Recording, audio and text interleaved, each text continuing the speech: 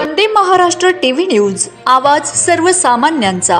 धुळे येथे आग्रा रोडवरील आदर्श पुस्तकालय समोरील सुनील अँड अनिल बॅग विक्री दुकानाला शॉर्ट सर्किटमुळे भीषण आग लागली, तर यात लाखो रुपयांचं नुकसान झालंय।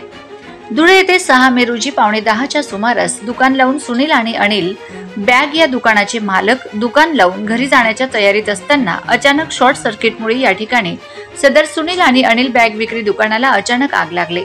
दुकान जळून खाक झाले, तर यात लाखो रुपयांचे नुकसान झाले असून सदर घटनेची माहिती मिळताच या ठिकाणी अग्निशमन दलाच्या मार्फत सदर आग आटोक्यात आणली असून यात सुनील व अनिल बॅग दुकान मालकाचे संपूर्ण दुकान खाक झाले, त्यात लाखो रुपयांचे नुकसान झाले। त्याचबरोबर आजूबाजूच्या दुकानांचं देखील नुकसान झालंय।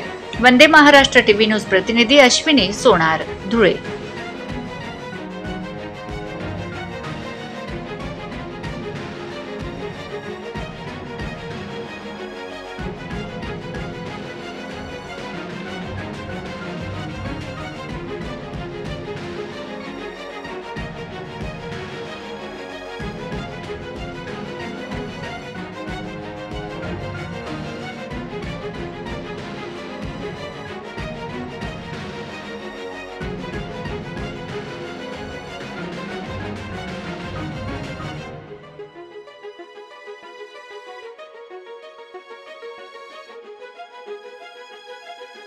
वंदे महाराष्ट्र टीव्ही न्यूज, आवाज सर्वसामान्यांचा।